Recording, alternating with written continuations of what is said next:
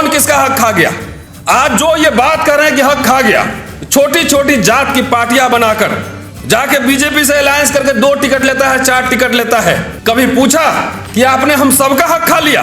BJP सरकार को कोई एमएलए एमपी मिनिस्टर से डर लगता है, उनको हर समय सड़क से डर लगता है। और 3 एग्जाम्पल सामने, किसान आंदोलन हुआ, SC ST एक्ट था, रोस्टर का सवाल था। क्यों आरक्षण दिया गया था? दलित को दिया गया था अनटचेबिलिटी के आधार पर, ओबीसी को सोशल इकोनॉमिक बैकवर्डनेस के आधार पर। ईडब्ल्यूएस जो है यह किस आधार पर? अगर सोशल किसका बैकवर्डनेस है? अगर वो गरीब है, सबर, वो गरीब है तो आरक्षण की वजह से गरीब नहीं है, वो सरकार की नीतियों की वजह से गरीब है, वो हमारी वजह से नहीं गरीब है। उसको थोड़ी है कि घोड़ी पे चढ़ने से मारा जाता है, मंदिर में घुसने से रोका जाता है।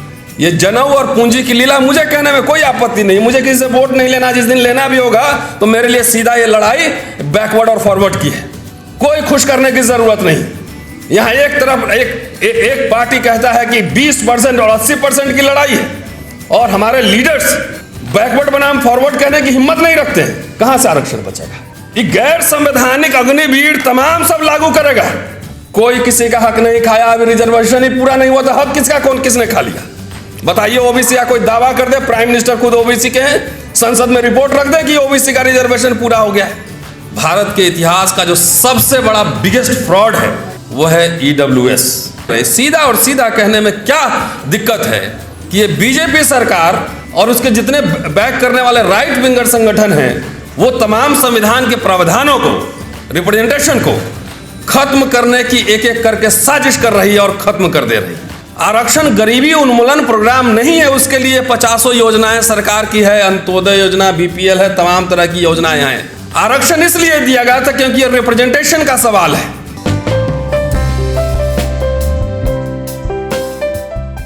आप सबको जय भीम, बधाई, मुबारकबाद कि कम से कम इस सभा को देखकर ऐसा लग रहा है कि लोग अभी जिंदा हैं, क्योंकि मिशन कायर और बेईमान लोग नहीं चला सकते। इसलिए आपको बधाई, कम से कम इस विपरीत परिस्थिति में भी आप लगातार संवाद जारी रखे हुए हैं। जो 8 पॉइंट लिखा हुआ है, मुझे लगता है कि वो अलग अलग नहीं है, एक ही सिक्के के सब पहलू हैं, एक ही होल का पार्ट है, और सब में एक तारतम्यता है, सब में एक अंतर संबंध है।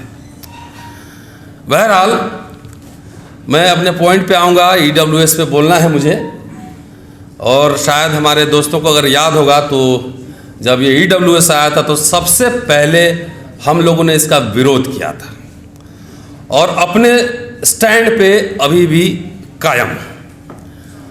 मुझे लगता है कि जब से संविधान लागू हुआ है और संविधान बना है,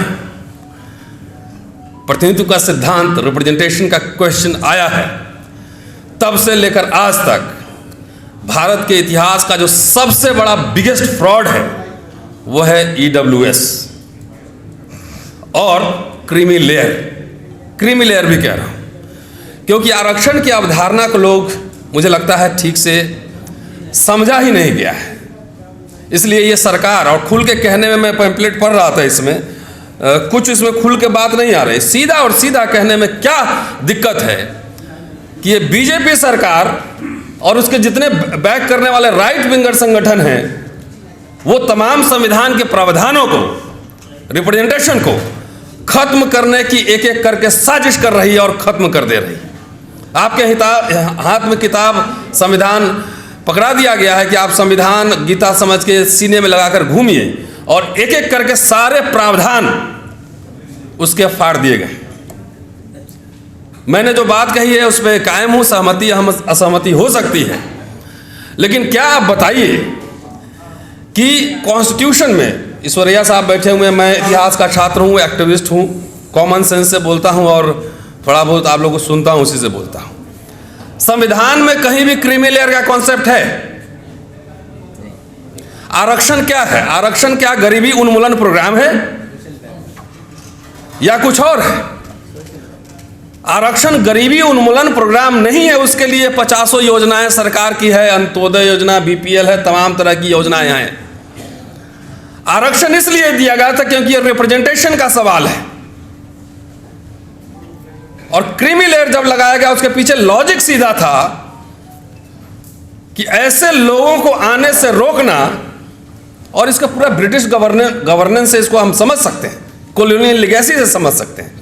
अंग्रेजों को उन्हीं भारतीय ने चुनौती दी जो कैम्ब्रिज ऑक्सफोर्ड में पढ़ के आए थे, जो अंग्रेजी बोलते थे, अंग्रेजी लिखते थे, क्योंकि उस शिक्षा से उसका कॉन्फिडेंस लेवल बढ़ता था। क्रीमी लेयर, ये मैंने एक आर्टिकल लिखा था, अतश्री यादव जाटव कथा, कौन किसका हक खा गया।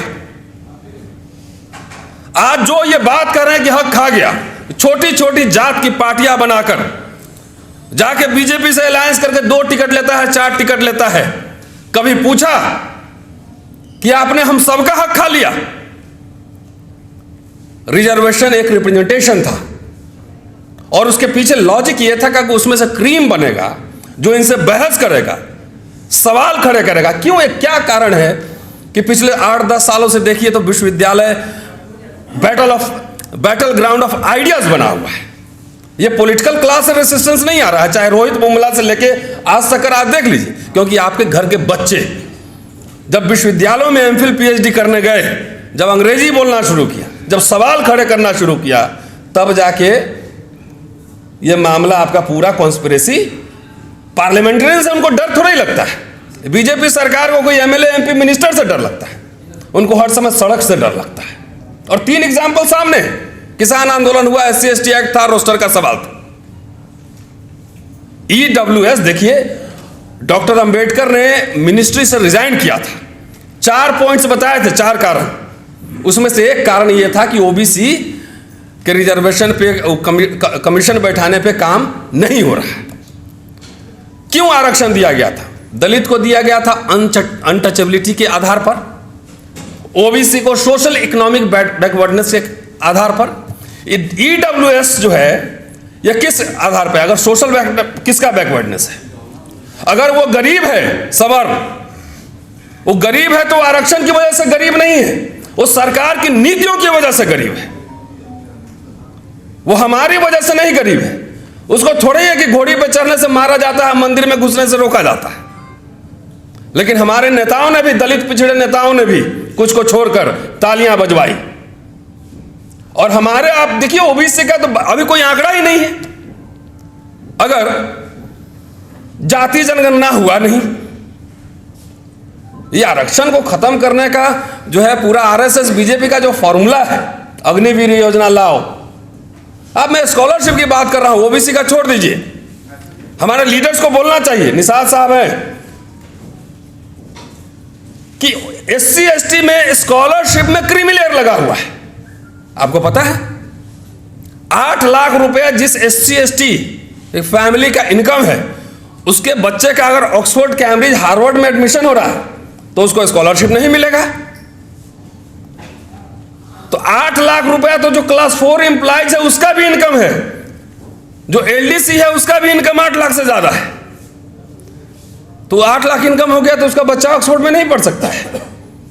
ये लीला समझिए, ये जनेऊ और पूंजी की लीला। मुझे कहने में कोई आपत्ति नहीं, मुझे किसी से वोट नहीं लेना, जिस दिन लेना भी होगा तो मेरे लिए सीधा ये लड़ाई बैकवर्ड और फॉरवर्ड की है, कोई खुश करने की जरूरत नहीं। यहां एक तरफ एक पार्टी कहता है कि 20% और 80% की लड़ाई है, और हमारे लीडर्स बैकवर्ड बनाम फॉरवर्ड कहने की हिम्मत नहीं रखते हैं। कहां से आरक्षण बचेगा? ये गैर संवैधानिक अग्निवीर तमाम सब लागू करेगा। इसलिए नेताओं से अगर नहीं हो रहा तो मैं आपसे आह्वान कर रहा हूं कि नए जमाने के नए लीडर्स पैदा कीजिए। मरे हुए बच्चा को जो है जिंदा करने से बेहतर है कि नया बच्चा पैदा कीजिए, और ऐसे लीडर्स बनाइए जिनसे सीधा मुकाबला कर सके। गोलमोल क्या कीजिएगा? पॉलिटिकल रिप्रेजेंटेशन तो आपका हो गया, आप मेंबर ऑफ पार्लियामेंट उठाकर देखिए तो SC ST OBC तो बोले सब जगह दिख रहा है। मैं कह रहा हूं प्रधानमंत्री मत बनाओ मेरी बला से, राष्ट्रपति मत बनाओ, लेकिन जितने सार्वजनिक संस्थान हैं उसका डेमोक्रेटाइजेशन करो। कोई किसी का हक नहीं खाया, अभी रिजर्वेशन ही पूरा नहीं हुआ तो हक किसका, कौन किसने खा लिया? बताइए। ओबीसी या कोई दावा कर दे, प्राइम मिनिस्टर खुद ओबीसी के हैं, संसद में रिपोर्ट रख दे कि ओबीसी का रिजर्वेशन पूरा हो गया है। ये इसका आइडिया, इसका फिलॉसफी आपस में कभी आप सुने हैं कि कभी सुने हैं कि 50% जो आरक्षण किए हुए अपने लिए सबके लिए है, सबके लिए आरक्षण है, वो सिर्फ अपर कास्ट सवर्ण के लिए नहीं है। उनके अंदर कभी सुने हैं कि ठाकुर मेरा खा गया, ब्राह्मण मेरा खा गया, कायस्थ मेरा खा गया? सब अंडरस्टैंडिंग से चल के पूरे सिस्टम पे कब्जा किए हुए हैं। और हमारे बीच में चवन्नी 2 पैसा ऐसे फेंकता है और कहता है तुम उसके खिलाफ बोलो, तुम उसके खिलाफ बोलो। अब बोलने के चक्कर में पूरा idea of reservation, representation, the question of dignity, everything, सब कुछ हम खो चुके हैं। इसलिए अब चूंकि EWS है तो उसमें लोग मांग कर रहे हैं, लेकिन मैं सैद्धांतिक रूप से ये एंटी कॉन्स्टिट्यूशन है और पूरा डॉक्टर अंबेडकर का जो आइडिया था रिजर्वेशन रिप्रेजेंटेशन का, उसको खत्म करने की ये साजिश है। शुक्रिया, थैंक यू।